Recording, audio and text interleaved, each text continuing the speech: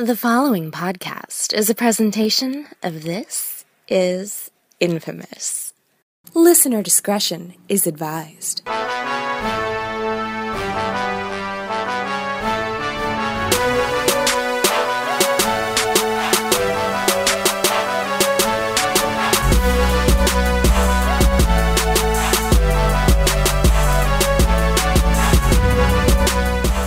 Welcome, ladies and gents, to another brand new episode of Intelligent Wrestling Conversation.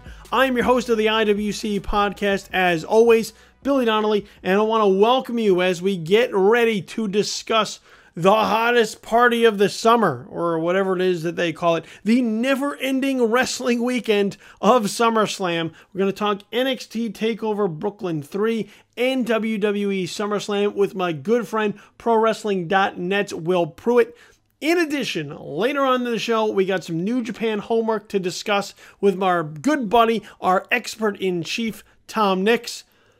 Look, I don't want to waste any time. Okay, what I want to do right up front, though, is I want to remind you and thank you for subscribing to Intelligent Wrestling Conversation, wherever it is that you get your podcast from. If you haven't already, just click that subscribe button. We are available on iTunes, Stitcher, Google Play, TuneIn, Blueberry, SoundCloud. You name it, you can find Intelligent Wrestling Conversation there. So all I ask is that you click subscribe, and then you also rate the podcast and comment on the podcast. So give us a 5-star effort for our 5-star effort. And tell people in your comments what it is that you love about this show, what it is that we're doing great, and why it is you think they should be listening to this podcast. So subscribe, rate, and comment. And once again, you can find this podcast wherever it is that you get your podcast from. So thanks for however it is that you got here. But moving on forward, do whatever's convenient for you, because I want to make you happy. So go ahead and just take care of that business, and you'll get to hear all past episodes of Intelligent Wrestling Conversation, the current episode, which you're listening to right now, and all future episodes with really no hassle to you. With all that important information now out of the way, let's go to SummerSlam weekend. And joining us right now at this time, a very special guest, a good old Super Rope friend who you can find over at ProWrestling.net, and you can follow him on Twitter at Will Pruett. We're going to be talking TakeOver. We're going to be talking SummerSlam. We're going to try and stick 29 hours of wrestling into about 45 to 60 minutes. My good friend, Will Pruett. Will, how have you been, my friend? I've been really great. The SummerSlam weekend was a little bit exhausting, but that's because I think I'm still watching SummerSlam in some alternate dimension. Oh my God, is it just me, or is it too much?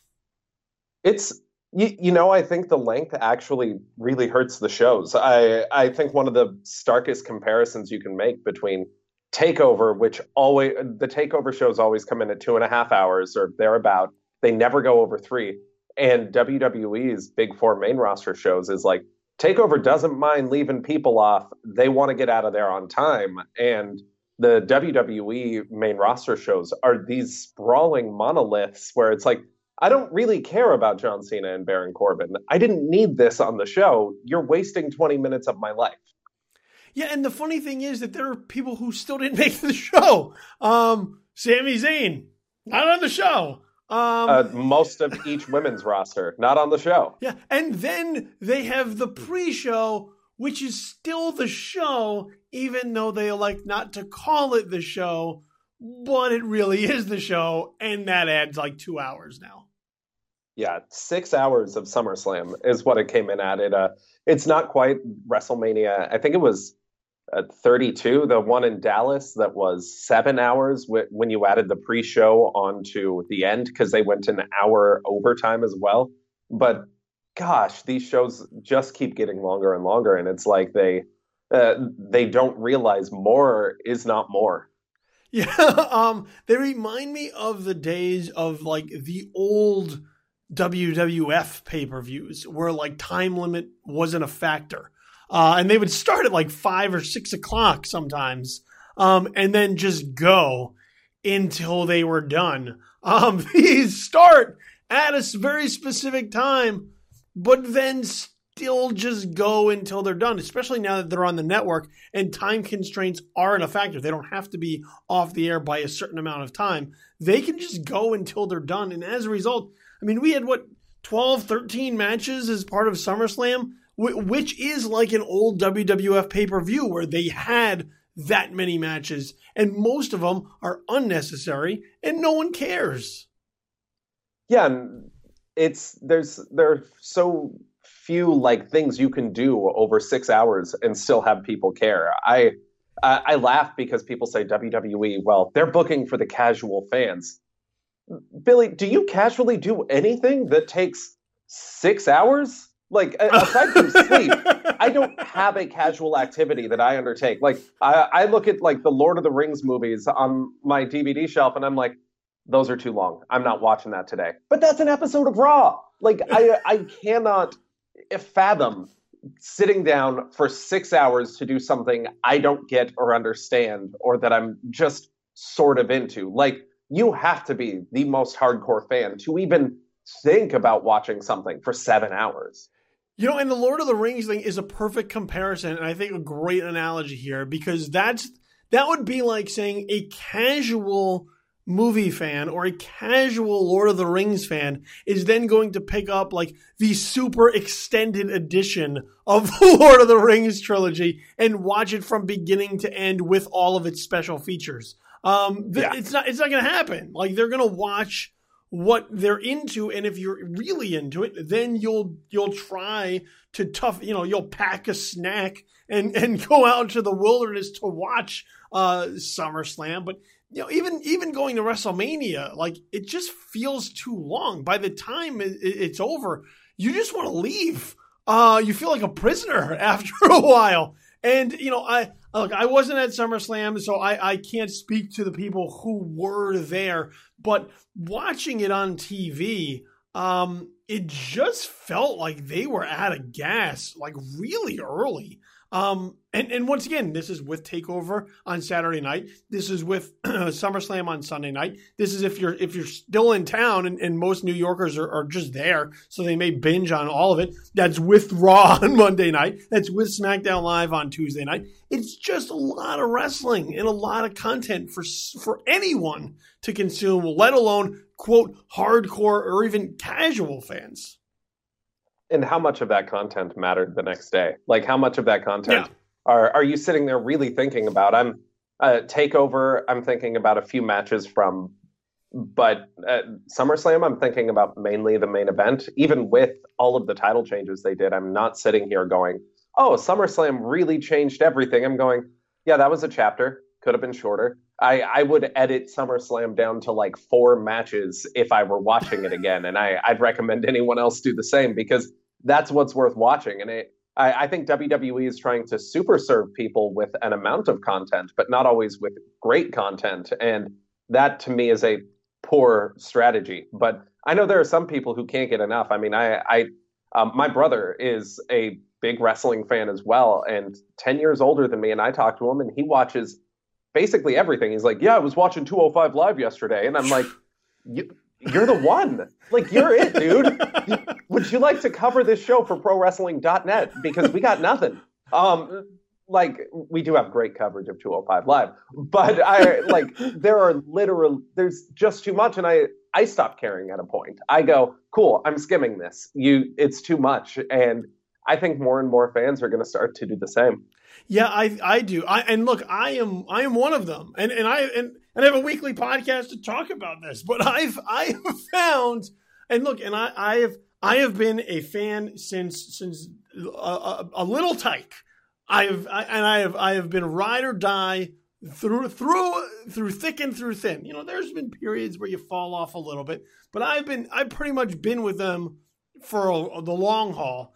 And I have now found it is more beneficial to my mental sanity to just try to watch the pay-per-views and then the video packages that go with the matches to find out exactly what's going on. Because watching like 8 or 9 hours of content weekly and not then trying to be a well-rounded human being and know of anything else that's going on in the world, I find is just detrimental to just, you can't watch that much wrestling. And this is as a wrestling fan. I need a break. Everyone needs a break. And that's an interesting viewing strategy, because that's kind of, I advocate for that, even though I still try and watch most of Raw, well, most of Hulu Raw and most of SmackDown on a weekly basis. It's a lot easier just to skim, like maybe catch some YouTube clips of the TV show when you hear something's real good, and then just watch on the network. And I think WWE will see more and more people just watching the network, because that's where the great stuff happens. That's where the content that people want happens. The TV shows, they matter less and less as you get 20-something network specials a year, and as people get more accustomed to that, which means I think WWE is looking at killing one revenue source to benefit another. And not that I'm not the wrestling news guy that's always like, well, if it makes money, it's got to be good. I judge wrestling with spreadsheets. I don't believe in that in any way. Wrestling is a subjective, beautiful art form. But WWE is they judge wrestling with spreadsheets, and they're looking at their biggest revenue source, TV, not being their primary medium for a while, or in a little while, because more and more people are just going to watch the network. Yeah, they are not making their content must-see on a weekly basis anymore. It used to be that way. It used to be, I have to tune in and watch Raw. I have to tune in and watch SmackDown. I have to see what happens. Who knows what's going to happen? And you can kind of go, I'll figure it out, and guess. And usually you're right. And then you go, well, I saved myself 3 hours and I did something else that I liked better. Or I did something else that I wouldn't have experienced had I been trapped in front of my TV watching this Raw that I only partially enjoyed. So, or you can watch the clipped version on YouTube 3 minutes after it happens. Last night I see Bobby Roode debuts on SmackDown.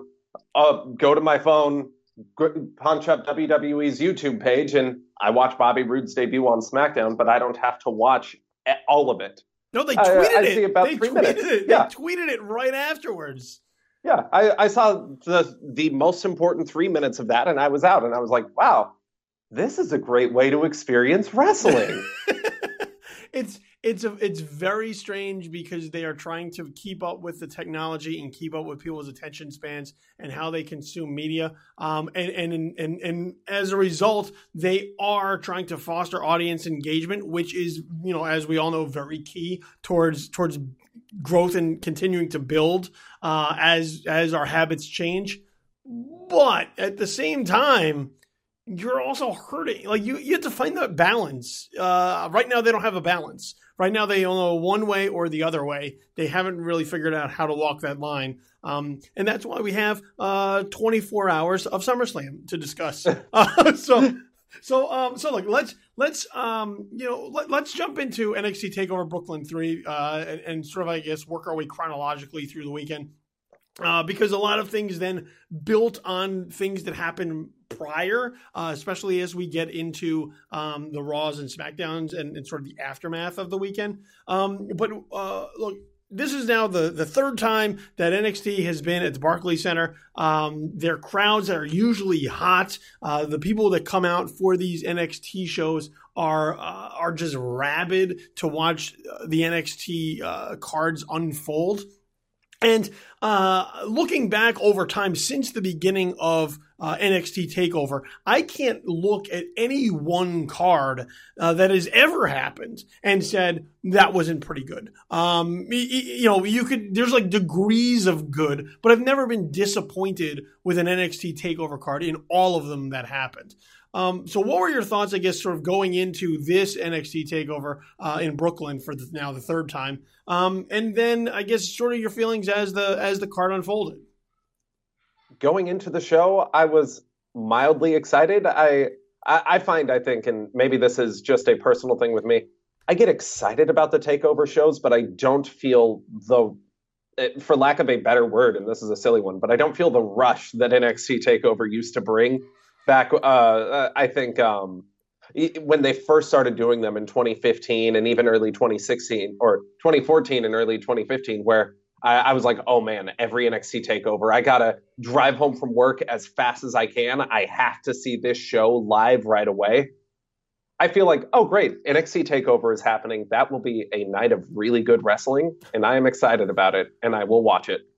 And that's my general feeling, because I don't, like we were talking about with following the weekly product, I do not watch week-to-week NXT, because oftentimes that TV show is a little boring. It has its moments, but it's not the most exciting hour of television.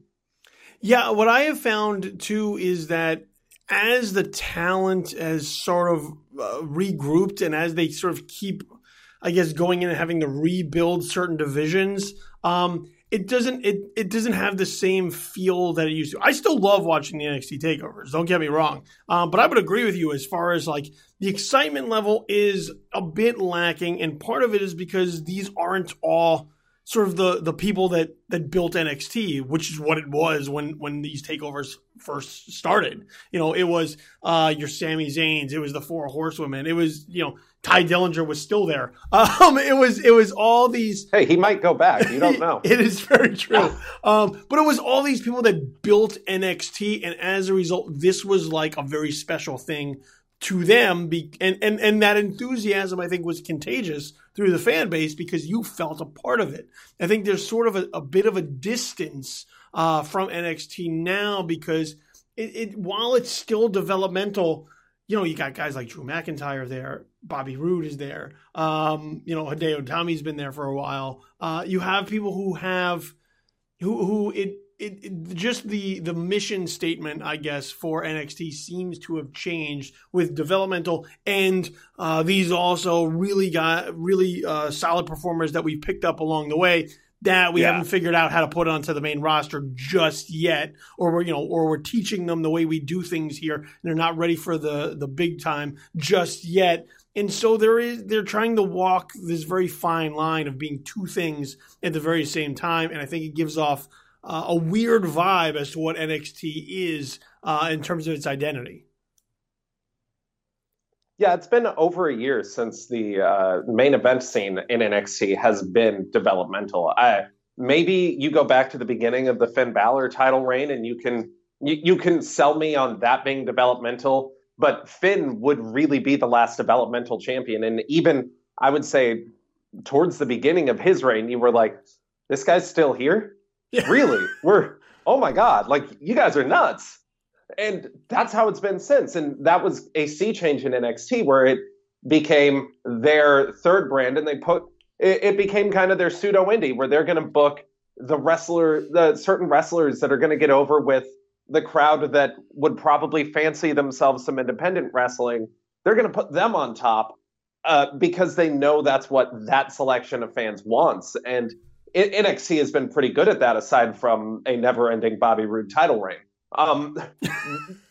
That's the one like weak spot where I'm like, okay, he's a theme song, everyone. Let's calm down. His matches are boring. But NXT has been really good about it. And I think on this show, putting Drew McIntyre on top of that brand is a really great idea.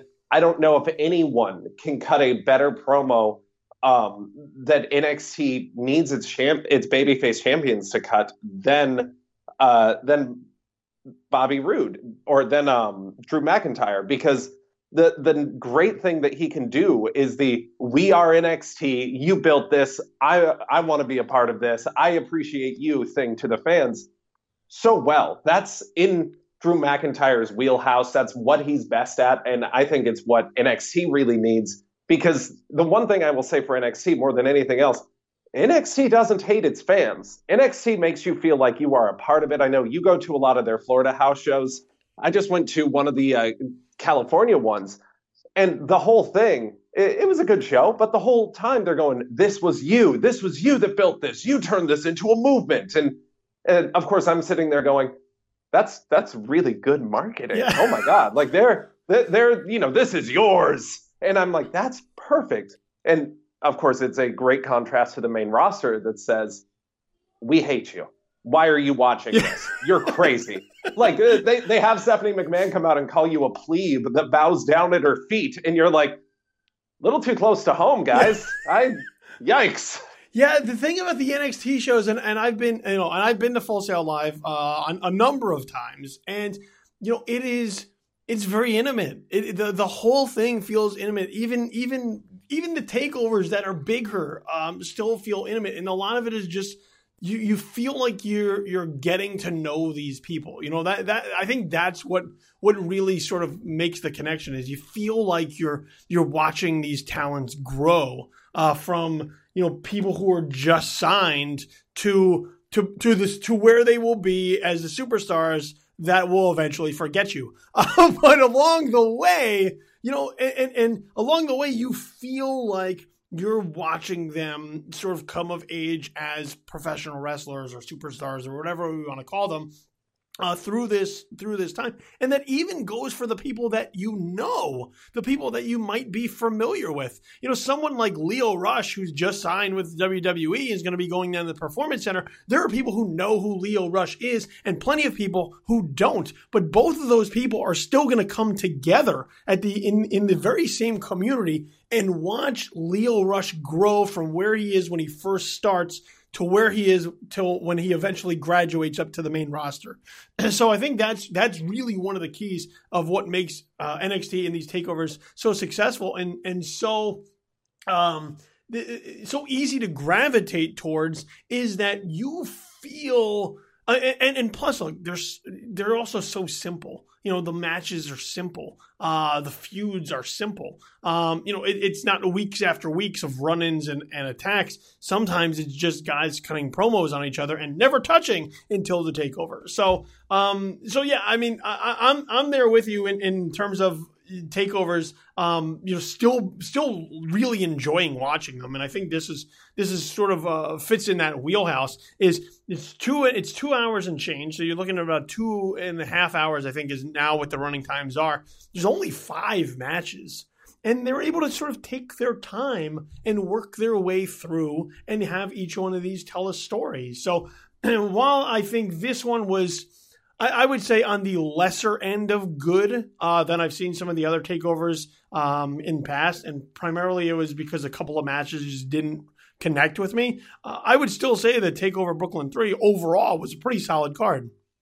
Yeah, it's worth watching from beginning to end if you just want 2.5 hours of simple wrestling. I might guide some folks to fast forward through a couple spots, but other than that, you're not you will not regret watching this show from beginning to end, I don't think. Yeah, I mean, as far as me, I thought Andrade Almas and Johnny Gargano was the best match on the show, and that was the first one. I have it at number 2 for me, but it's close. I mean, it's 1 and 1A really if I'm ranking matches on this show. Well, which other match would you put right in there with that one? I really enjoyed Ember Moon and Asuka, and I thought that they delivered a great performance, especially after Asuka kicked out of the Eclipse. I thought that match captured my imagination really well. I would be right there with you on that match too, because of the fact that Asuka versus Ember Moon, even though it wasn't necessarily planned that way, was long-form storytelling at its finest. Because with the Ember Moon injury that took place and sort of taking her out of the women's title picture for a while she recovered, that allowed this sort of feud to build between Asuka and Ember Moon, with how Asuka won at TakeOver Orlando, sort of using nefarious means, and then sort of building to is Asuka's streak going to end? Is Ember Moon going to be sort of the new flag bearer for the women's championship? Is Asuka going to get moved up to the main roster? There are a lot of different factors in there that unpredictability in that match was also key towards making it exciting. And something that NXT has that nowhere else in WWE has, and other places in pro wrestling really don't have. And Asuka's story in NXT will end. She will leave. She's going to get called up. Almost everyone in NXT has an ending. So you're predicting it. It gives you something more than just, well, she loses the title and maybe stays home for a couple months. It's, well, is she going to get called up? There's another place. Monday night, she could get booked. She could have a thing to do. So I think that's a really unique thing that NXT brings too, that wrestling itself doesn't get, and it works to NXT's advantage that they have endings for their characters.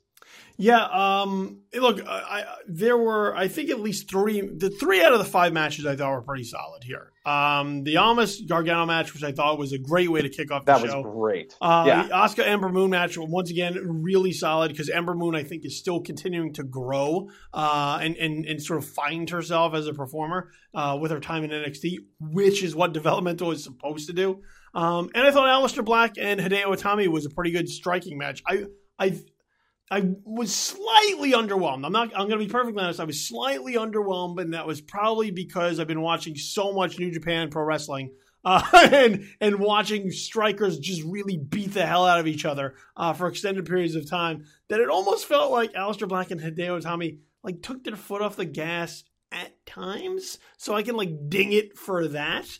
But otherwise, overall, I like a heelish Hideo Itami better than sort of, him just trying to play to the crowd who was wise to who he was and where he came from. So I thought those 3 matches for me were the ones that were most watchable.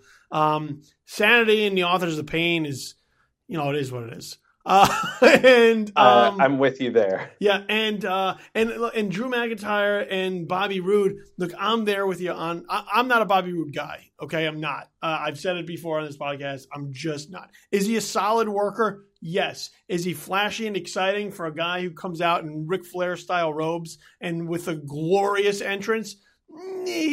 The styles seem to clash for me, no pun intended, on who Bobby Roode envisions himself as being and then what he kind of is. And this was just like, a match, and it was fine, but as a main event, not really all that exciting, considering what we see in NXT or WWE regularly. This was kind of just what it was. You're the main event, correct? Sorry, I looked away for a second. Yes, it was what it was. It was a Bobby Roode match. He has boring matches. I saw him on the top of a house show against Roderick Strong, and I've seen Roderick Strong in a lot of main events, and Bobby Roode put me to sleep that night. It's just what he does. He's not flashy. He's not exciting. There's not much to him once the bell rings, and I think he's a great guy to have in your mid-card. He's a great guy probably to work with some of the up-and-coming wrestlers on your card who you just don't know. You want to see what they have, and Roode's going to go out there and be solid, so what's this guy got? But I don't think Bobby Roode is in any way a spectacular wrestler. I know a lot of wrestlers, he has a reputation with a lot of wrestlers as being unbelievably solid, but I don't watch wrestling for great footwork. I watch wrestling to be entertained, and I don't feel like Bobby Roode does that all that well. And I don't mean this as a complete knock. He's not a guy I'd put on top, but I think there is absolutely a place for him in major mainstream pro wrestling. Yeah, and also I think adding to sort of the recipe of that main event is Drew McIntyre, who I just don't think they have done anything with to make people necessarily care about who he is now. They're expecting you to have watched him on the Indies. Yes. And the WWE does that a lot of times when they bring people back, is they just hope that you did the work for them without doing it and without having to do it themselves. And I think that since Drew McIntyre has returned to NXT since he showed up at Orlando, I've been at the house shows where he wrestles. I saw that match with Killian Dane where he claimed the number 1 contendership to get to this point, and the place was kind of dead. And that's in front of, all 550 people or whatever that fit in Full Sail. They weren't into it, and they usually eat up everything. So yeah, if moving forward, if Drew McIntyre is going to be your babyface champion, which he is, now having defeated Bobby Roode for the title, you're going to have to put in some work to make people care, because as we have now seen with the way that NXT TakeOver Brooklyn 3 moved through, he is in serious jeopardy of being overshadowed by now the debuting Adam Cole and the reformed Red Dragon of Bobby Fish and Kyle O'Reilly showing up in NXT. Those three guys together can overshadow their babyface champion. And when you have like that cool heel that people gravitate towards and sort of a babyface champion who you're not putting any sort of nuance or creativity into, you could run into some real problems. Well, and even going into the TakeOver special, McIntyre was kind of overshadowed by Roderick Strong as well, which is a problem. And it kind of goes to show WWE did a great job telling the Roderick Strong story. Yes. Going into his title shot. Where is that for Drew McIntyre? Where's where are kind of the documentaries on him and his journey back? Where are all of those things that are going to make people really care about and gravitate towards him? Because that's something that's missing from the programming around him. And it's something NXT traditionally does really well. They made me care about Apollo Crews, which now just seems absurd. But they did it. Like they found a way, and Apollo's a great wrestler, don't get me wrong, but like character-wise, they haven't done much with him on the main roster. They need that for Drew McIntyre, and honestly, they probably needed that 2 months ago, because now you do have Adam Cole, Kyle O'Reilly, and Bobby Fish in as a faction, and I think that cool heel stable is going to be the cool heel stable everyone cheers for. It wouldn't shock me, say, if Adam Cole's getting a title shot at the next TakeOver, if Adam Cole is cheered far and away more than Drew McIntyre is, which is disappointing, because they'll say, well, Drew McIntyre really let us down as champion. And it's like, no, you let him down story-wise. Yeah, it's look, as far as the documentary is concerned, you can find it. It's on YouTube. Dave Lagana made it, and it really sort of humanized him, and was maybe the first time in my whole life that I really cared about Drew McIntyre and who he was and what he's been through, and it gave him some personality too. I don't think they give enough personality. He's sort of this very stoic figure in wrestling, and this was one time where he's sort of cracking jokes. He shows a sense of humor, and I was like, all right, I kind of like this guy. But yeah, now when you're putting him in, especially with Adam Cole, Kyle O'Reilly showed up, did a singles match at NXT. People were excited about him being there, and then his match, it's a Kyle O'Reilly match. You know, it is what it is. Some people will like that style, some people will not, but it's not going to be flashy or exciting. Same thing with Bobby Fish. I was there for Bobby Fish's debut against Aleister Black. Nobody really cared other than him just showing up on the scene. So I think sort of pairing those guys together to sort of attack the tag team scene now, where Sanity somehow became babyfaces after their months of totally not being babyfaces, and then Adam Cole, who brings the personality to those two guys.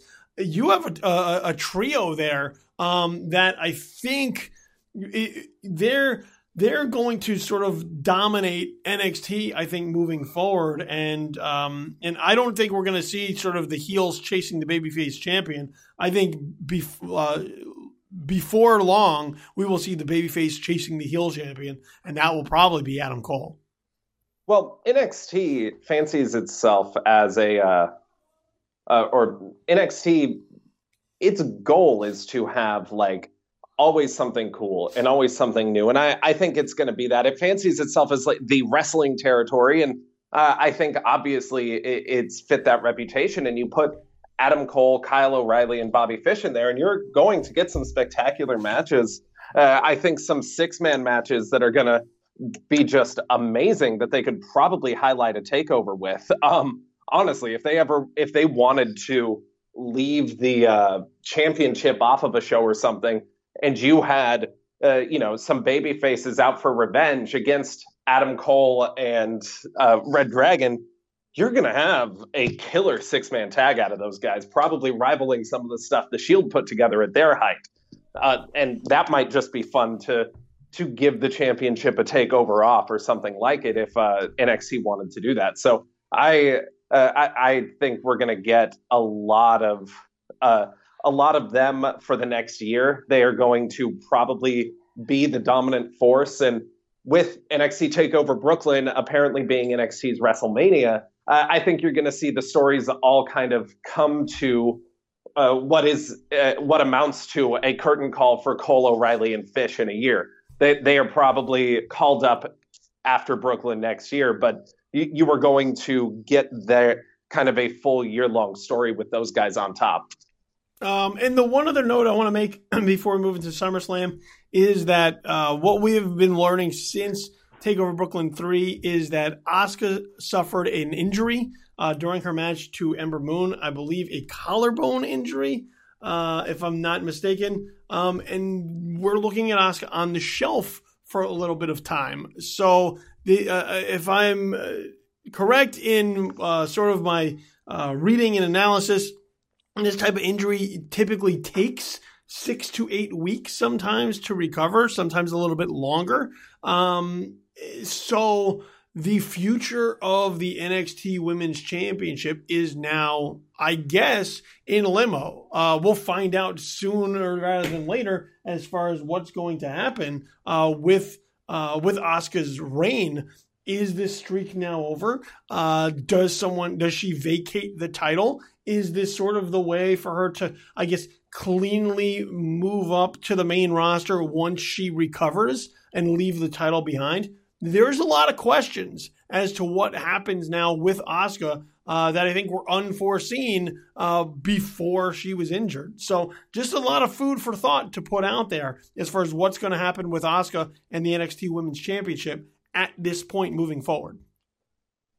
Yeah, and on that note, I know the Ember Moon injury earlier this year, NXT had a what amounted to a worked injury for Ember Moon, as opposed to an actual one. And there is part of me with my guard up and wondering if they're doing that for Asuka. I mean, it is very convenient for her to get injured right around when they've got a women's tournament going on, and they can quickly just say, hey, this tournament is for the interim NXT Women's Championship. You will be champion. Asuka's going to come back, and then we're going to have a unification match or something like that to kind of give, I would say, Asuka a last hurrah. I still think her ending is really close right now. I think that she will be very valuable on the main roster, but I do believe that she either moves up undefeated at this point, gives it up, or she ends up dropping the title to the winner of the Mae Young Classic and really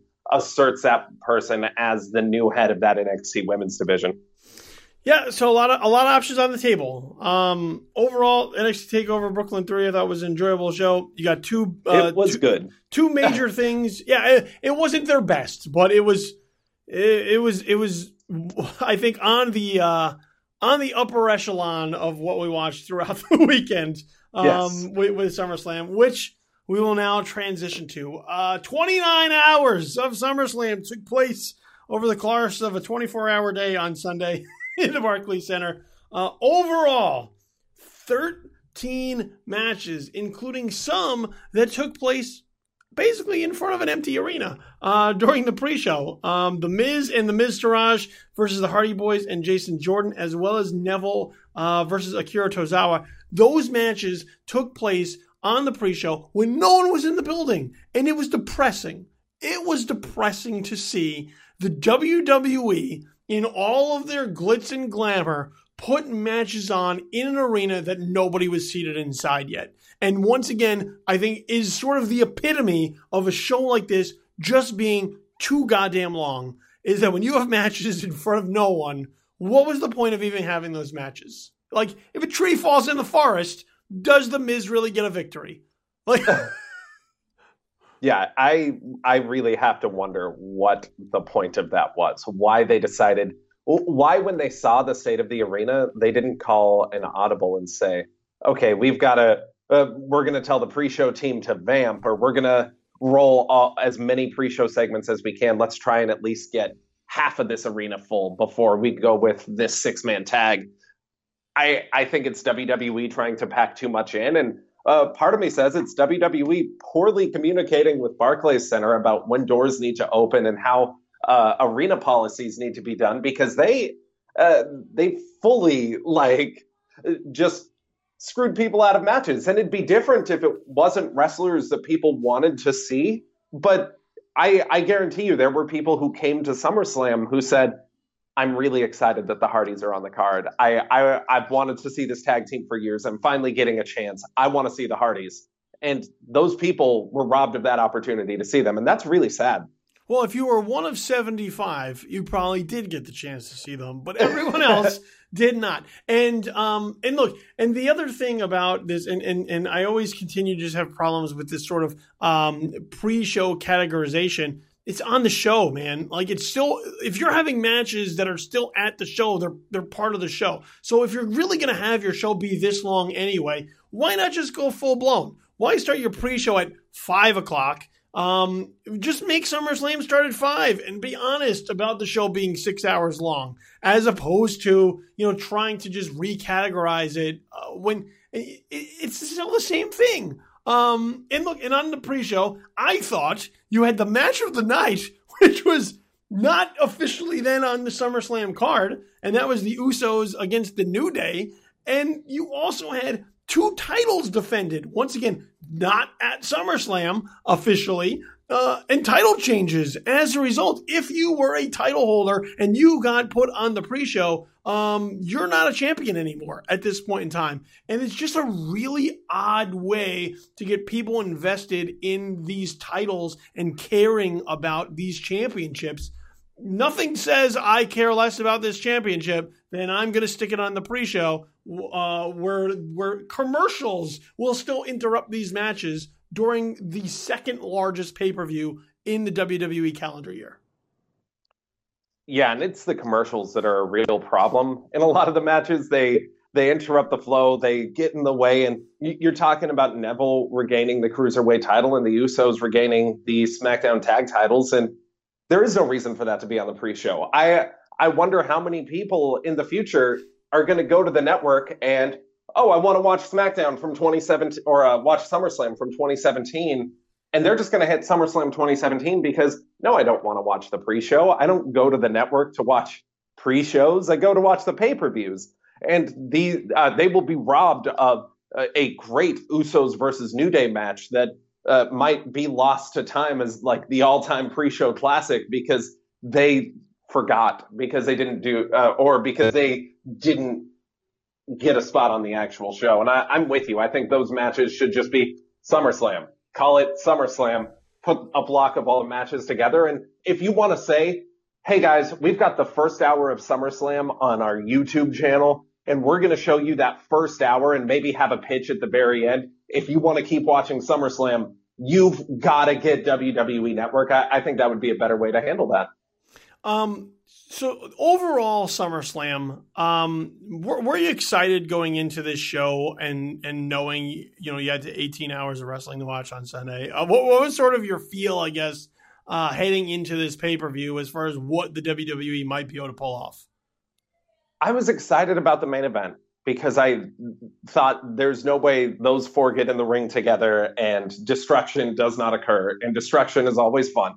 And I was excited about the Shield, the 2/3 of the Shield against Cesaro and Sheamus match.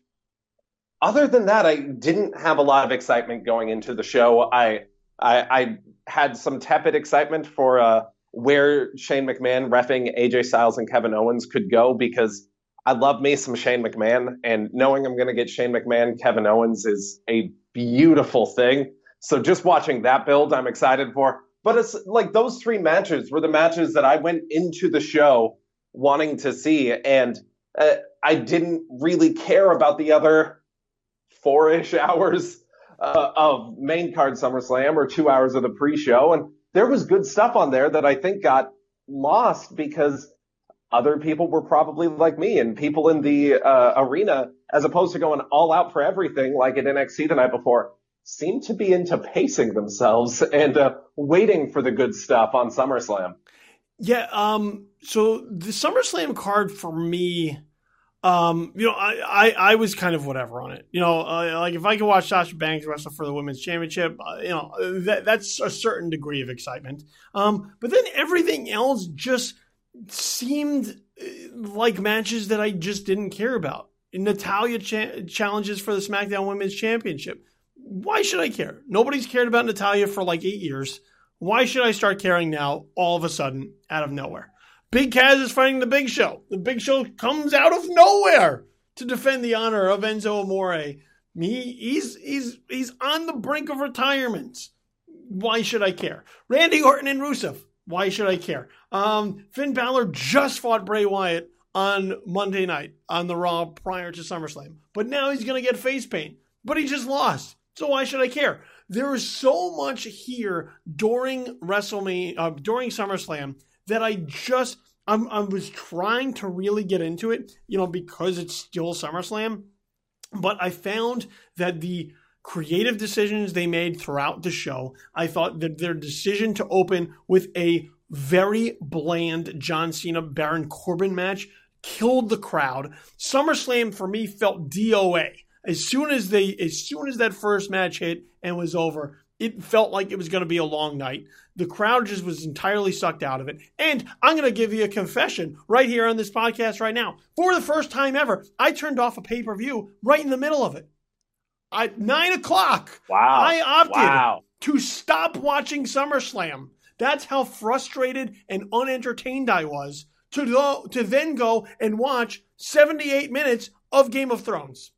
That's what I decided to do. I was like, I'm out. I need a halftime. I got to get out.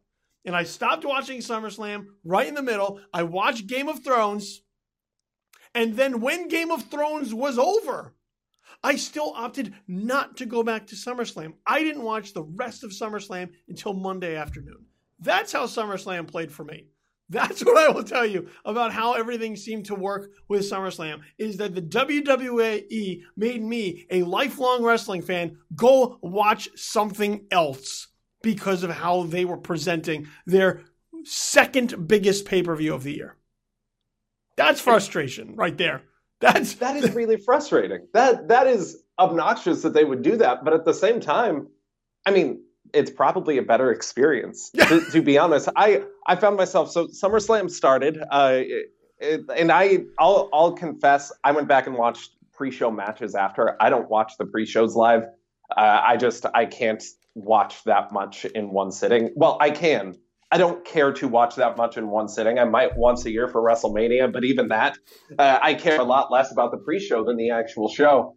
And so I sit down at 4 o'clock Pacific time to watch SummerSlam. My wife has a yoga class in the middle and a bunch of stuff. So I have stuff going on at home during that, but I found myself going outside to do laundry, doing dishes, doing just about everything I could to ignore the TV for a while. At one point, even once for the Enzo, Cass, and Big Show segment, I just muted the TV and pretended it didn't exist for a little bit because Enzo annoys me.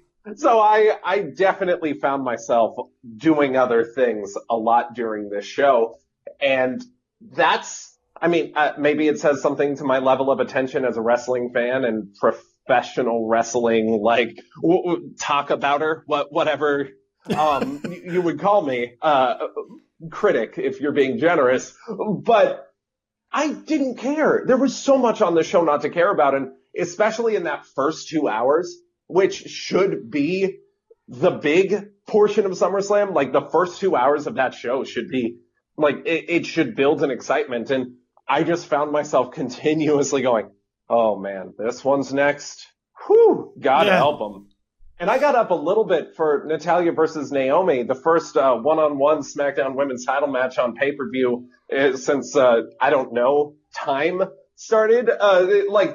They haven't done a lot of one-on-one matches. And really, I thought those two women had a good match, better than I expected them to have, and one of both of their best singles matches ever, to a crowd that just didn't care because they weren't given reasons to care about it. They weren't told a good story going in, and they didn't really care about the result coming out of it. And that's on creative. That's on WWE, and that's on the guy who spends more of his time arguing on Twitter then writing shows, it looks like Brian James, the head of the SmackDown writing team.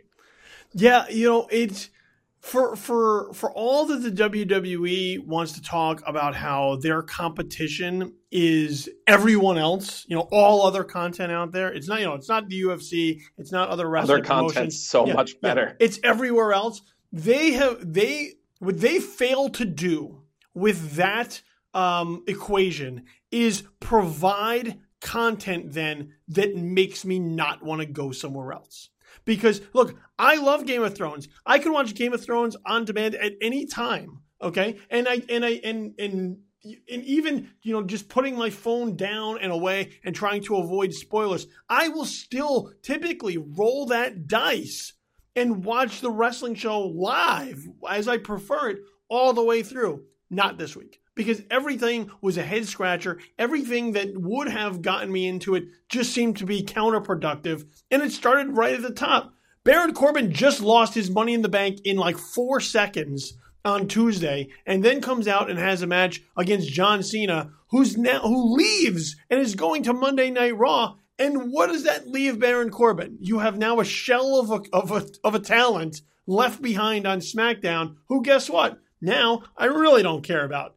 Natalya versus Naomi. Naomi has gotten herself incredibly over at this point as a babyface champion, and you take the title off her to put it on someone who hasn't been relevant in years in your promotion. Doesn't make any sense to me. Big Cass and the Big Show.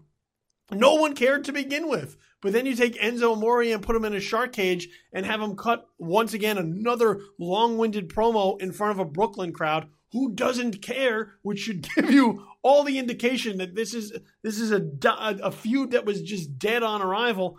And then he strips down naked in front of everyone, climbs out of the cage, and is basically murdered by a big boot. Once again, nobody cares. Randy Orton defeats Rusev in 10 seconds. No one cares. Sasha Banks wins the Raw Women's Championship.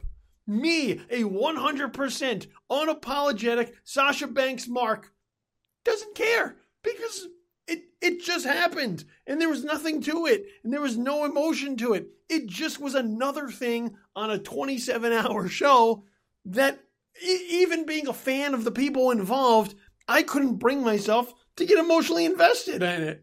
And then you just continue to move through the show. Finn Balor defeats Bray Wyatt. He's got the face paint. It's cool, but once again, as I said, we already watched this on Monday. Dean Ambrose and Seth Rollins versus Cesaro and Sheamus. I thought that was a pretty solid tag team match. But once again, we're already like 3 hours and 45 minutes into the show. This should be this shouldn't be the first time at match number 10 where maybe I'm entertained by something. If you started the show with that Raw tag title match, you got a really great show from then on, which is super disappointing when you think about it. But as far as people not caring, we talked about talent being left off this show, and Sami Zayn, a guy that fans care about. I know a guy that I care about, a guy that you care about, like a guy that is that can make people care. He's left off the show. All of the women on the SmackDown side that people are really invested in and care about, as far as Charlotte, who was off the show for family reasons as well.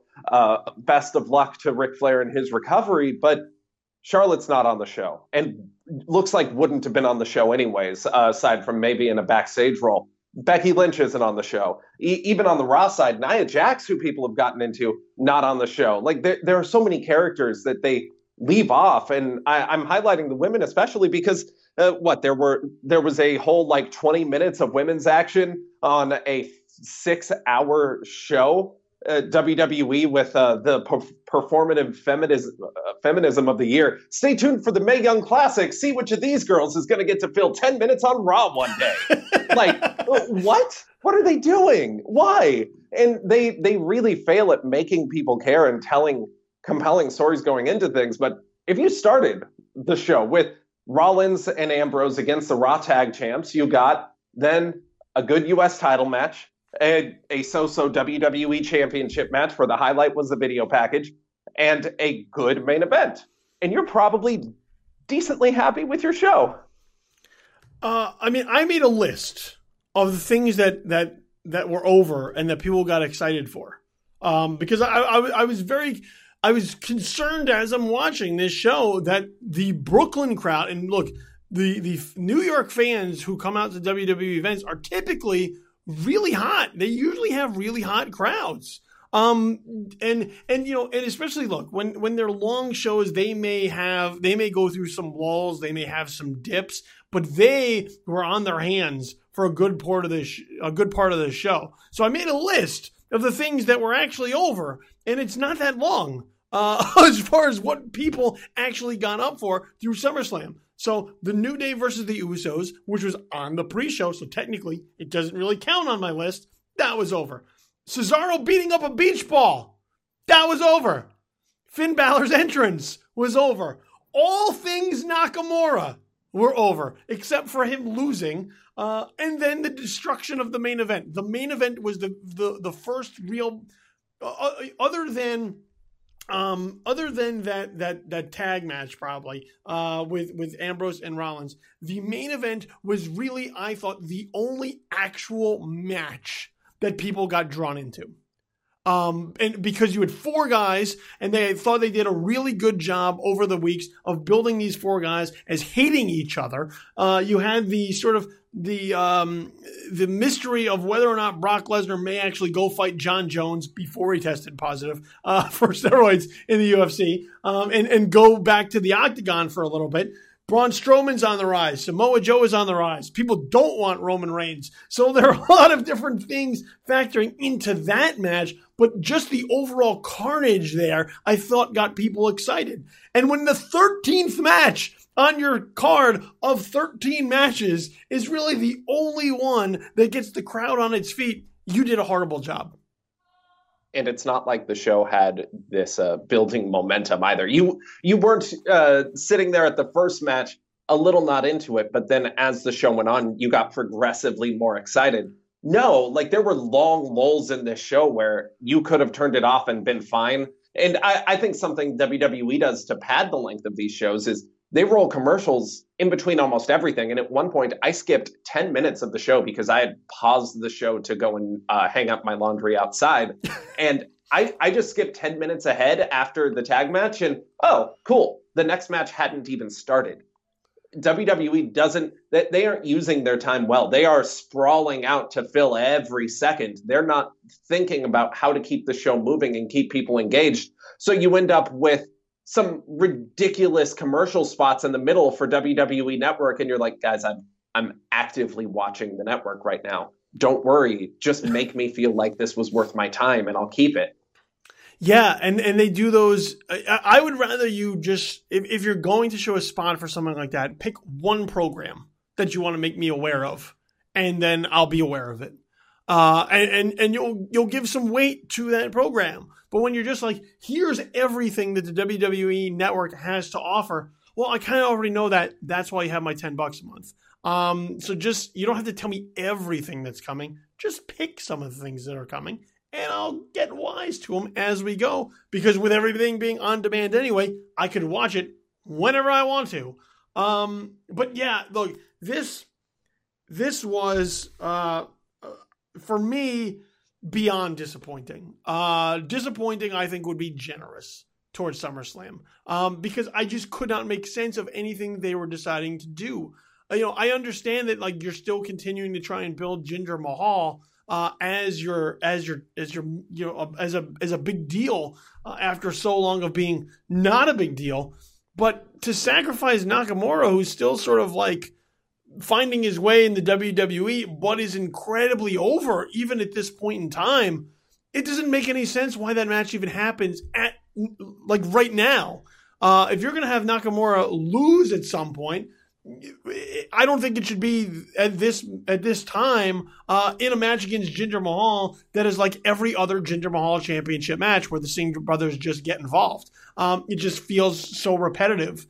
And once again, you go to sort of all the title changes that happened here. It kind of is what it is. But for me, watching SummerSlam, it just felt like, as you said, another chapter. because by Raw and by SmackDown, SummerSlam was ultimately forgotten. It seemed like SummerSlam was just the way to get them to Raw and SmackDown for them to do other things. Like for John Cena to show up on Monday Night Raw, for Bobby Roode to show up on SmackDown Live, for those other things to then take place, than it was to give SmackDown any degree of importance. Yeah, they didn't seem to want to really make SummerSlam feel like a show people would look back on and feel like they had to see. And aside from the destructive and fun main event, I don't know that there's anything else must see on SmackDown. I mean, and honestly, if I were to take that main event down to one thing, it'd be Braun Strowman chucking a chair at Roman Reigns and Samoa Joe. That's the must-see moment of that show, and really to see how over and greeted as a conquering hero Braun Strowman was. And that, I think, will be a continuing trend as we go forward in WWE. So I think for making people feel like their 6 hours of investment was worth it, SummerSlam was a very, very bad show. For making people feel like they saw something important, I don't think SummerSlam was a great show. And unless you're just picking 2 or 3 matches to go back and watch, I think SummerSlam was poor at best. Yeah, I can't think of anything here that I would really go back and rewatch. The main event, yes. Now I'd have to really mine to find that Usos New Day match because it's lost in the pre-show annals of the WWE network. But anything else on this show, it felt so flat, and no one cared. And it just wasn't it just felt like one match. It felt like a match happened to then get to the next match, to get to the next match, to get to the main event so that then we can go home. Nothing really flowed. Nothing really, there was, as you said, no momentum to this show. There was no excitement to this show. You can watch title changes happen, and in the background, people are just sitting there on their phones, just completely eyes glazed over what they're watching. So, I think overall, for SummerSlam, which in recent history, for the most part, sometimes has generated better wrestling matches and more exciting wrestling contests than WrestleMania has in the past. This year, I don't think that was the case. I think SummerSlam here was horrible. And I would never watch this again. I would still go back and make the wise decision of watching that Game of Thrones episode right smack in the middle. In fact, if I could, I would just not watch SummerSlam at all, watch Game of Thrones at 9 o'clock, and then ask somebody what I should have watched at SummerSlam and just watch those fragments. That's how bad I think this SummerSlam show was. It was horrible, and the WWE should probably be ashamed of themselves. But they're not going to be because they're shameless, but they should be.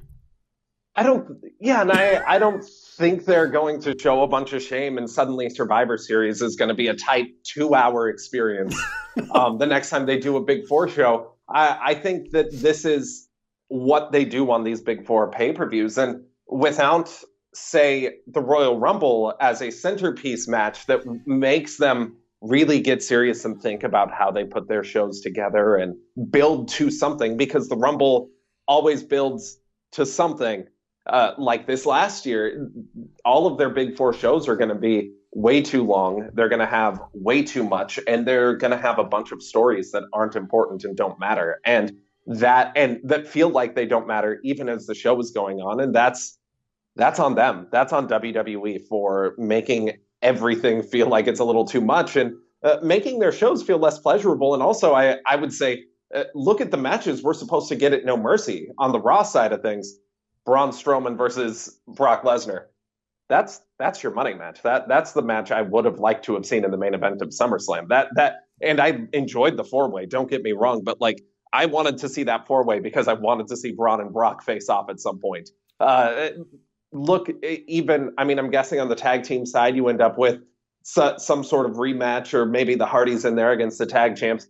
But look at the matches, and then John Cena against Samoa Joe or John Cena against Roman Reigns looks likely to happen.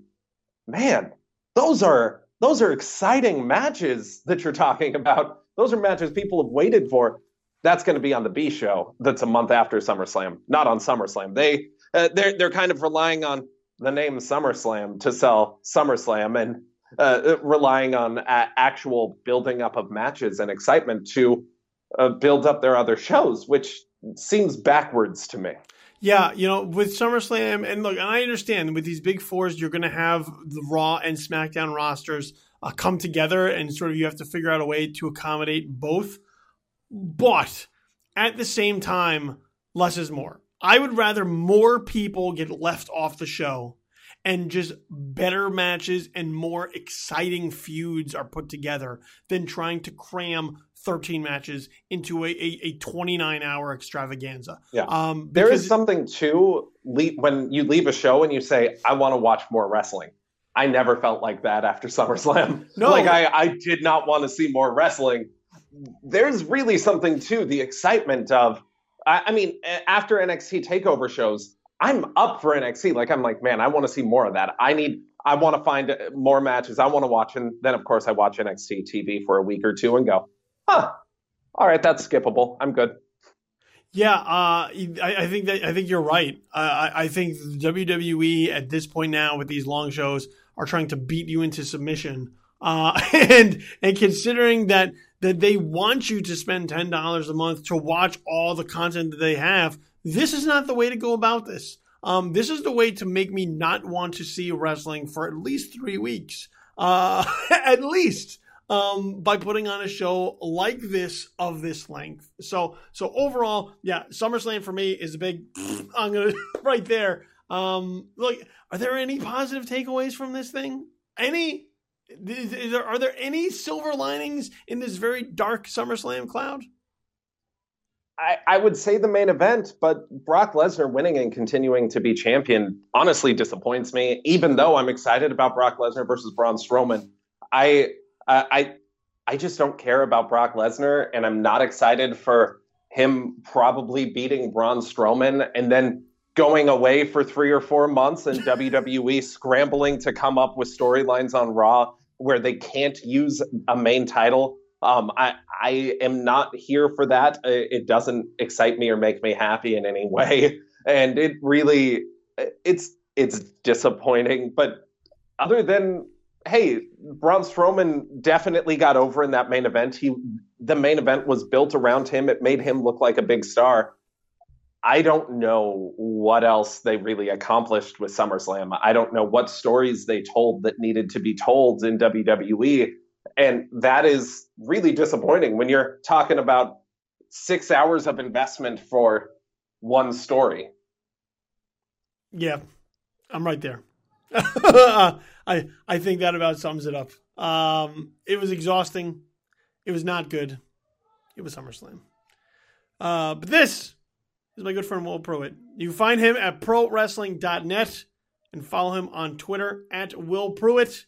Is there anything else you want to plug out there? I know you got a new column out there as well.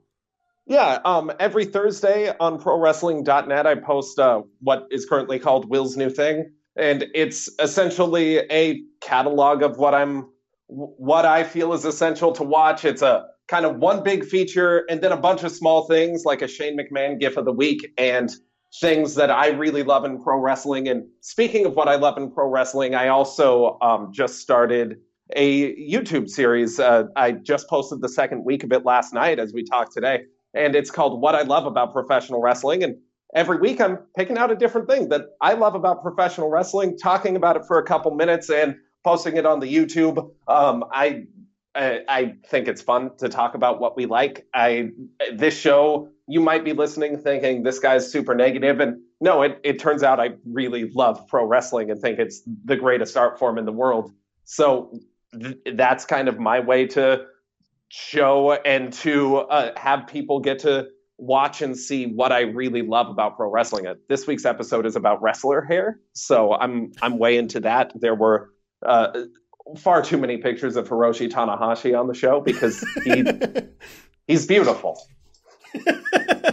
I mean, look, We both love professional wrestling. We all love professional wrestling. So I don't want anybody to take this. Right away, people are going to go, oh, see, they're just being haters. No, we love professional wrestling. That's why we do a whole podcast on this particular week to talk about how SummerSlam was hot garbage. Because SummerSlam doesn't love professional wrestling. So put that in your bank and cash it in Baron Corbin style. All right, Will Pruett. Oh, no. ProWrestling.net, at Will Pruett. Always a pleasure, my friend. We got to get some super ropes for WrestleMania weekend next year in New Orleans. We'll probably dip them in margaritas or something.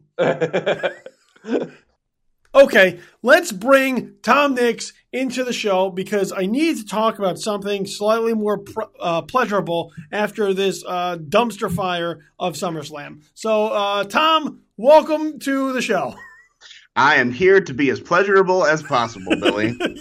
You are my reprieve from talking about just I don't even want to talk about it anymore. Anyway, so what you're here for is to talk about this week's homework, which I managed to finally squeeze in after all 87 hours of SummerSlam. Right. And after SummerSlam, I didn't want to watch any wrestling for at least another 3 weeks. But I had to because it was assigned. And I was fine with it, even though let's just set the table. Even though I was skeptical, because the homework for this week was to go ahead and watch Yuji Nagata in his final G1 contest ever against Bad Luck Fale. You make jobbers great again. You made me watch a Bad Luck Fale match on purpose. I did. And there was an extra additional recommendation. You went out of your way to specifically recommend that I watch the Japanese commentary version of the match.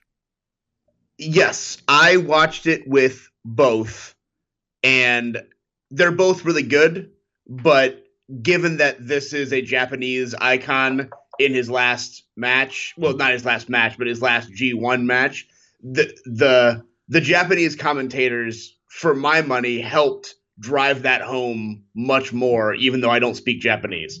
Now, I'm going to tell you, Bad Luck Fale, as is well-covered ground on this podcast in our conversations, is horrible. He's SummerSlam horrible. I mean, he's not good. Ever. He's just a big dude.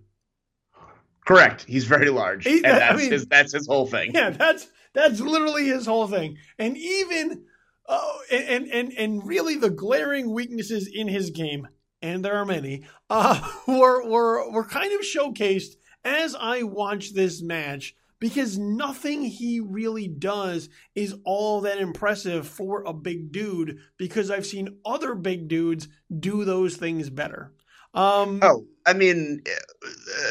problem with being a big dude in 2017 is that Keith Lee exists. And if you can't keep up with Keith Lee, then what are you doing? Dude, I would rather watch Akeem the African Dream going way to the Wayback Machine than a Bad Luck Fale match. I would rather watch Kamala. I would rather match a number of bigger dudes who were. Where do you rank Viscera? Viscera? What about Big Daddy V? I would rather watch Big Daddy V Viscera. He at least has some agility to him, and he looks menacing. Bad Luck Fale looks like a dude that, you wouldn't want to see him in an alley, by yourself, because he just looks like he's pissed all the time and looking for a fight. But then if you just kicked him, I think it would be even. Because once the match is on, he doesn't really do anything that is all that intimidating. I watched him deliver a big splash to Yuji Nagata where he was 3 feet short of him. And then just kind of rolled on him, in order to try and score the pinfall. Now look, what I will say, Tom, is that even in not watching a ton of the Nagata matches throughout the G1, just watching this one and sort of him coming out, all the signs out in the crowd, the way that the crowd was responding him, the way that the crowd was tolerating his final match being against Bad Luck Fale, all of those elements went into it. And I gotta say, like, you still hoped that he was going to win. Like, you still hoped that he was going to get sort of that last ride into the sunset that wrestlers never seem to get for their final matches. And it sort of, it painted a picture of, a guy he's past his prime. He's not what he once was, but that doesn't mean that, like, those final contests don't mean something for the people who have followed him, like, throughout his entire career. So in that respect, I can at least say that I sort of got into the match. But on the other side of it, it's still a Bad Luck Fale match. Oh, yeah, no, I wish his final match was against anybody else. Like, I mean, anybody else in the B block or the A block would, I mean, even like Yoshihashi, I feel like would have been at least a better match. But, like, they both worked. It was a pretty good story. The emotion was good. And I gotta say, like, at the end of the match, when Bad Luck Fale tried to give him a 2-sweet, and then Nagata, gave him the the Blue Justice salute. And then when Bad Luck Fale bowed and then got out of the ring, that's the only time maybe in history that Bad Luck Fale has shown anybody respect. Like this is the guy that, like, killed Daryl Takahashi and then killed his cousin in the crowd. And then, like, he's just a big, mean piece of crap. And the fact that he actually, like, gave respect to somebody, even though he immediately left afterward, like, that was about as face turned from Bad Luck Fale as you're possibly ever going to see. And, like, the announcers were, like, blown away that happened. And the audience was blown away that happened. And that moment was probably better than the match. Yeah, it was a very cool moment. Because you also could see the emotion on Nagata's face, sort of knowing, that the time is not on his side.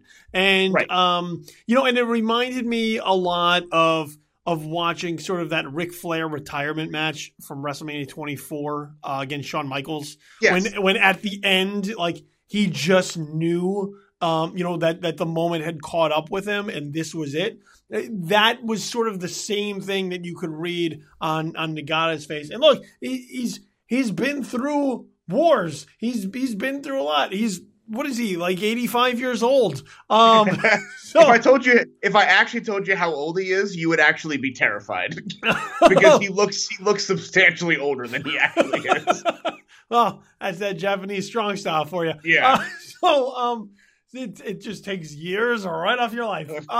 But again, this is why I gave you a Juice Robinson match, because yes. there really wasn't much besides the finals that were worth watching. But it's always a good moment to see, an old guy retire, especially when the old guy is the best one in the match. Yeah. And like I said, the emotions of the match are better than the match. The match is what it is.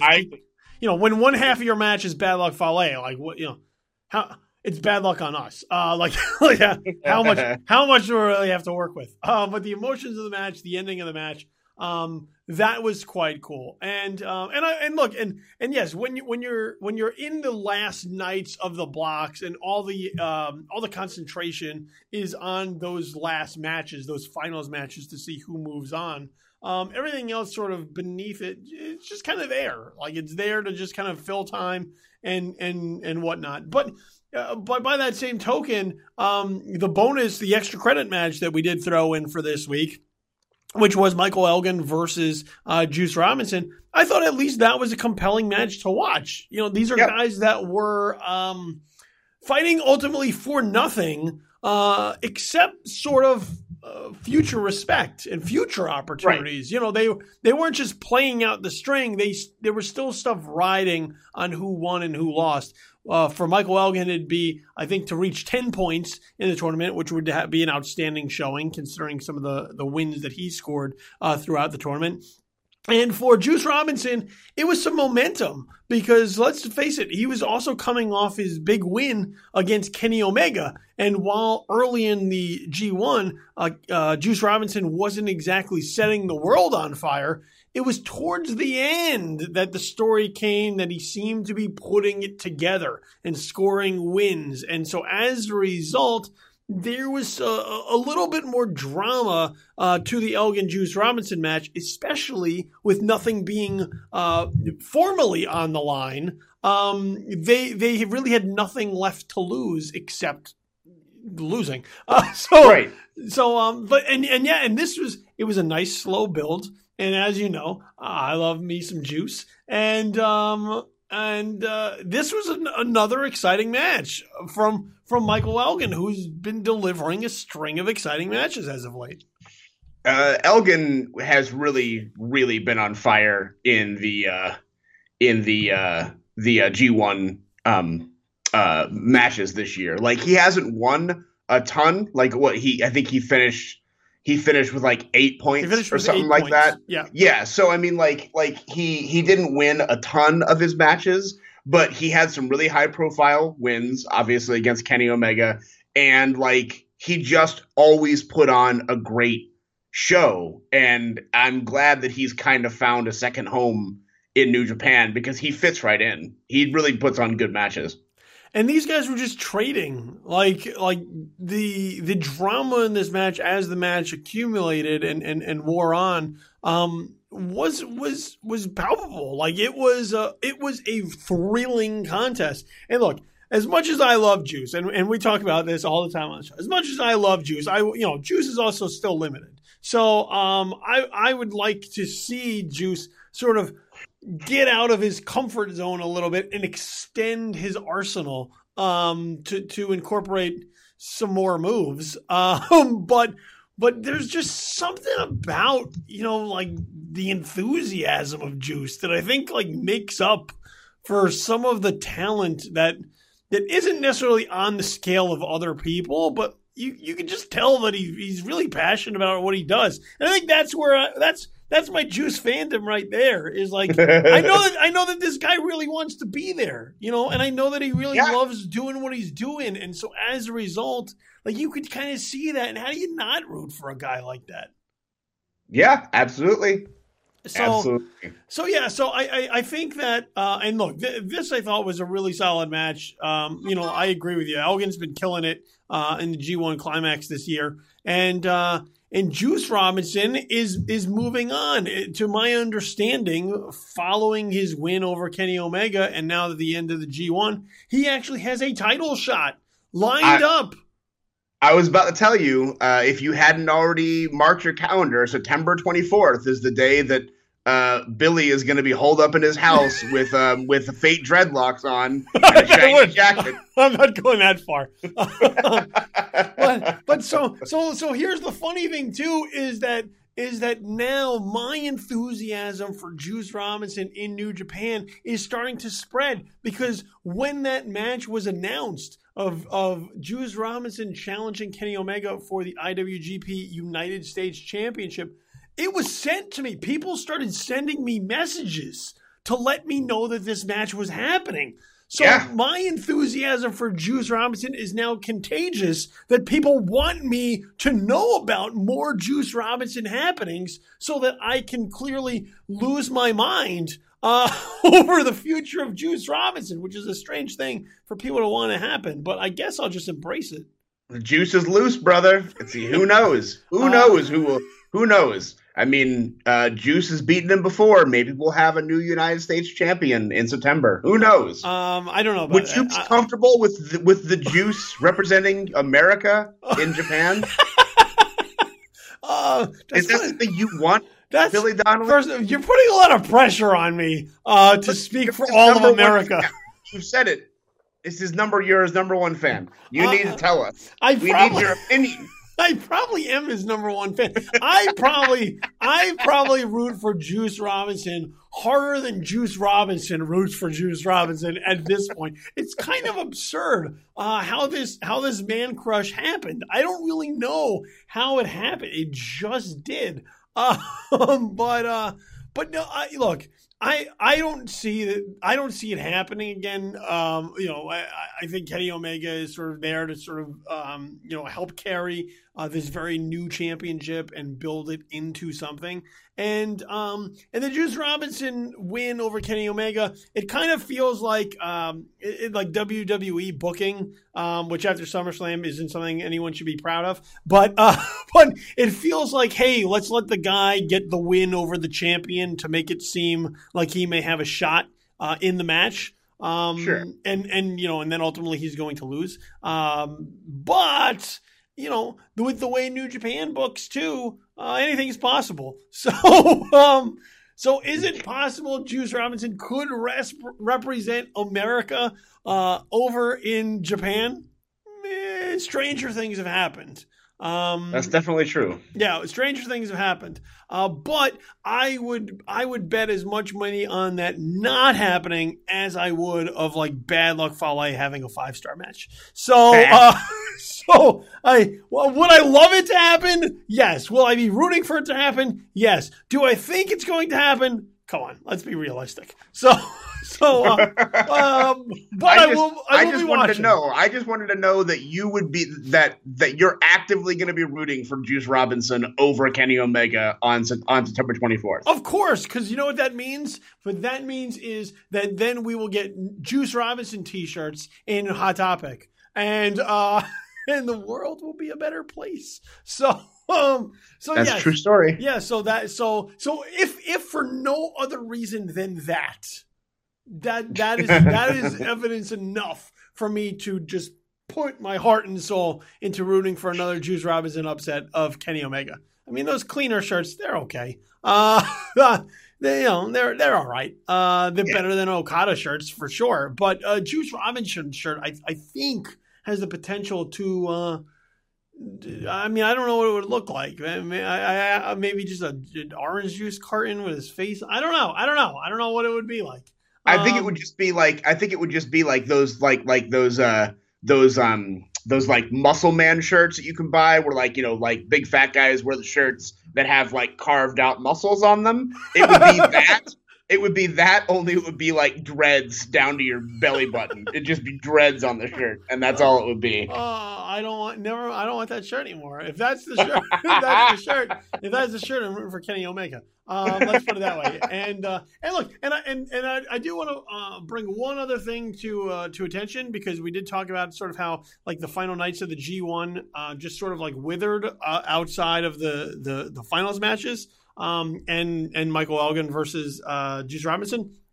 But I wrestler of all time. Yeah, but I also in like fast forwarding and scrolling through to get to the matches that I needed to watch for the homework, I did happen to catch the entrance of the Bullet Club for their 6-man tag, where now apparently they have dancing women come to the ring with them in lingerie. So that's Yujiro Takahashi. I'm gonna be called out for not remembering the Tokyo Pimp's actual name. It's gonna kill me. Why don't I know his? Yeah, I was right. Yujiro Takahashi. I got it right. So he is a Tokyo Pimp, and that is what he does. He has women with him all the time, most of the time. So I think that's what I think they bled over into the Bullet Club, whatever. But yeah, that's Takahashi's thing, is half-naked women. I mean, look, I'm not gonna be upset about it, to be perfectly honest. And considering all the New Japan pro wrestling we've been watching in recent weeks, with just Japanese guys beating the hell out of each other, it was a welcome change. I will say so. Look, I don't know that riding the hoe train this day and age is okay anymore or appropriate. But for at least a few fleeting seconds, it made the end of the A and B blocks okay by my standard. So yeah. let's cover some really quick fallout from G1 because the next series of matches are going to be the Destruction Tour, culminating in the King of Pro Wrestling, which is in October. And basically not a lot, but like all of the titles are going to be on the line in those series of events, and it's all going to be fallout from the G1. So on the 10th of September, you have Minoru Suzuki is defending his never openweight championship against Michael Elgin, who beat him he didn't beat him in the G1. I think I'm not sure how he got that title shot, honestly. But anyway, Elgin versus Suzuki is going to be very good. Then you have Kushida versus El Desperado on the 16th for the junior heavyweight championship. And the match we've been waiting for since night one, Tanahashi versus Zack Sabre for the Intercontinental Championship. That's going to be a very good match again. And we'll see what happens with old Zacky 3 belts. And then we already talked about the Juice Robinson versus Kenny Omega on the 24th. And then the two big ones on King of Pro Wrestling is Evil is getting his title shot against Okada that night on the 9th. And then also because Tetsuya Naito got beaten by Ishii in the event, Naito has to defend his contract for the main event against Tomohiro Ishii. Oh. So both the title shot and the title are both up for grabs on that night. Oh, see? It's better than SummerSlam already. Just on paper. It makes sense. Yeah. Isn't that strange how sometimes like logic should inform how you book your wrestling matches? It's weird. Yeah, it does. But then again, New Japan will throw us a bunch of curveballs in the middle too, and we'll look at it and go, "Why do you hate us?" So there is that. Hates you. Yeah, there is those variables as well. All right, Tom. So what do we have on tap for homework for next week? Well, we have no more G1, so it's sad. Yeah, we're gonna have to go somewhere else. I have to go back to watching like regular wrestling and not the best wrestling of the year. So, however, luckily for us, earlier this month, around the same time that the G1 was wrapping up, Evolve had their 91st event. And the main event was really, really, really good. Originally, the match they had set up was Keith Lee versus Walter, who is a kind of like not a new talent, but is finally getting some notoriety. He's going to the PWG Battle of Los Angeles this year. And when they announced the PWG Bola match between Lee and Walter, Evolve was like, well, shoot, we were going to announce that the next day, so we're not going to do the same thing y'all are doing. So they combined two feuds and made the main event of Evolve 91 Matt Riddle versus Keith Lee versus Walter versus Tracy Williams in a fatal four-way for the WWN title. And that is an extremely good, extremely fun match. So give that one a shot, especially if you've never seen Walter wrestle before. He just a big old hoss, brother. He's just a big old hoss. So it's two giant hosses and two super technical wrestlers fighting each other, and it's really good. So that's your homework for the week: is go find Evolve 91, go watch the WWN title match, and enjoy yourself. First of all, I want to tell you right out of the gate that I'm kind of digging Walter already, just because his name is Walter. Yeah, in all caps. Yeah, you know what? That'd be like if I chose to become a wrestler and my name was just Steve. Correct. Yeah, it would be, because Steve is also, for me, my favorite all-time generic name ever. And if you could be like the world champion as Steve, Walter is like a close second, clearly. So we're going to Evolve 91. It is Matt Riddle versus Keith Lee versus Walter versus Hot Sauce Tracy Williams for the WWN Championship. Yes. Yep. It's a super fun match. I would definitely check that out. All right, book it. That's your homework. Get it done. Don't procrastinate, ladies and gentlemen.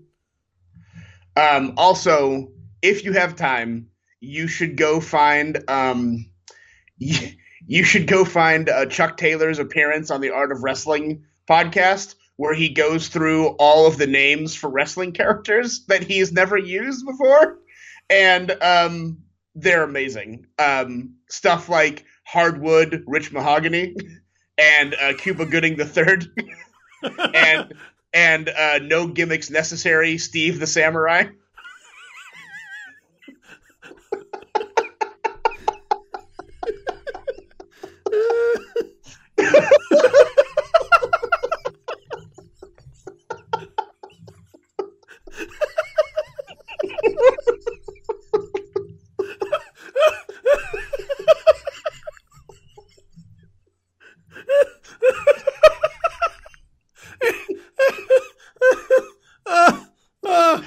Oh man, these are the right tears of my eyes I wanted on this podcast, especially after talking about all that SummerSlam.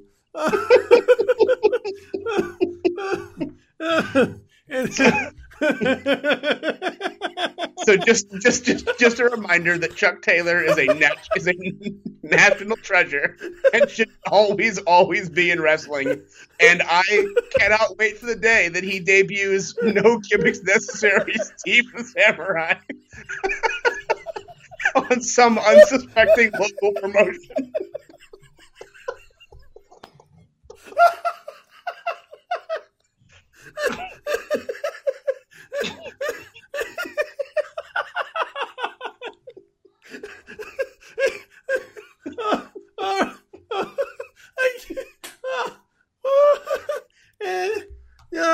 Ladies and gentlemen, I bet you didn't expect the podcast to end in a laughing fit, but it did. So, yeah, you never know what's going to happen here on an episode of Intelligent Wrestling Conversation. Please submit all fan art of No Gimmicks Necessary, Steve the Samurai to @InfamousKid on Twitter. And he will send you back an audio message of 30 seconds of him uncontrollably laughing. Uncontrollably laughing. Oh man. I want to see this. I really do. I would pay top dollar for a match including that character against anyone. Even against Bad Luck Fale, I would watch it. I would watch it in a second. I'd be there in the front row. No gimmicks necessary. Steve the Samurai versus Bad Luck Fale. Please, indie promoters out there, please make this match happen. Please, I beg of you. I don't ask for much. This is the one thing I'm asking for. Okay. All right. With tears in my eyes, Tom Nix, ladies and gentlemen, make sure you give him a follow on Twitter because now it's time for his jingle. You can follow me on Twitter @TheTomNix. That's TheTom, Steve the Samurai. Oh man. Yeah, I want to see what his ring gear looks like. What is entrance music? Yeah. Okay. So all right. So here's the deal. We're gonna put this out there, and how many people will follow through? I have no idea. But if you could put together like a package of what you think No Gimmicks Needed Steve the Samurai looks like, what his ring gear is, what his entrance music would be, all of that. Just do it. Send it to @the IWC Show on Twitter. Tweet it at us @the IWC Show. We'll retweet them out. Anybody who's an artist, draw it. I don't even care if it's stick figures, but just put it out there, and you will just win pride and my undying respect. I will put up a wrestling figure or a wrestling Blu-ray for this contest. Oh.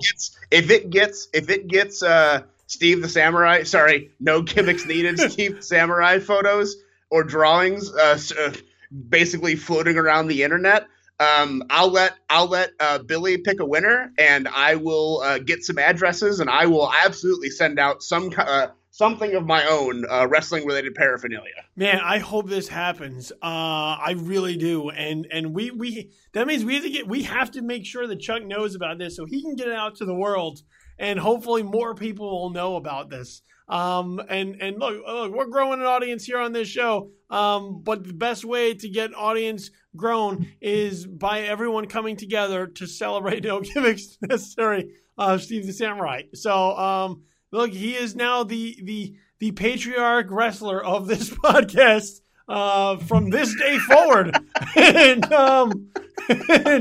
and he's going to be a cult hero of the show. So yeah, let's make it happen.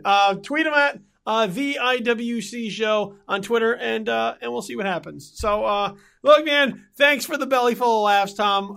It's always a pleasure. And, hey, I had to do something to counteract the toxic memories of SummerSlam, right, Billy? Well, this helped. This helped get over it quite nicely. So Tom Nix, everybody, always a pleasure, my friends. We'll see you next week. Lots of wrestling to really pour through this week on the show. Did you expect anything less after we got so much wrestling this week? I think not. So I'm glad we could deliver to you. And my thanks go out to Will Pruett at ProWrestling.net and our resident expert-in-chief, Tom Nix, for discussing SummerSlam, for discussing NXT TakeOver Brooklyn 3, and for discussing a little bit of New Japan Pro Wrestling, and apparently Chuck Taylor's amazing gimmicks, unused gimmicks, that brought on an uncontrollable laughing fit, and who knows, maybe a legitimate contest. We'll see how it goes from here. So look, moving forward, just a couple of notes of business. I covered them at the top end of the show, but I'm going to get them here on your way out, just to make sure you didn't forget by now. So make sure you subscribe to the podcast wherever it is that you get your podcast from. We are everywhere. iTunes, Google Play, Stitcher, SoundCloud, Blueberry, TuneIn, you name it, you can find Intelligent Wrestling Conversation there. So just search for us and then click that little subscribe button so you can get all past and future episodes delivered right to you. Rate the podcast, give us 5 stars for our amazing 5-star effort week in and week out, and comment on the podcast. Let other people know why it is they should be listening to Intelligent Conversation week in and week out. Subscribe, rate, comment, that's all you need to do, and I give you my sincere thanks for doing that. Follow me on Twitter at InfamousKid, that's K-I-D-D, 2 D's there at the end, at InfamousKid, and follow the Twitter handle of this particular podcast at the IWC show. Make sure that you tweet those ideas for No Gimmicks Necessary, Steve the Samurai, and perhaps Tom Nix may put something up from his wrestling collection to whatever the best entry is that we get in the future. So with that said, I have been your host, Billy Donnelly. This has been Intelligent Wrestling Conversation. It has been a pleasure. I'll see you back here next week. Have yourself a pleasant, immediate future. Until then, I'm out for now. Peace.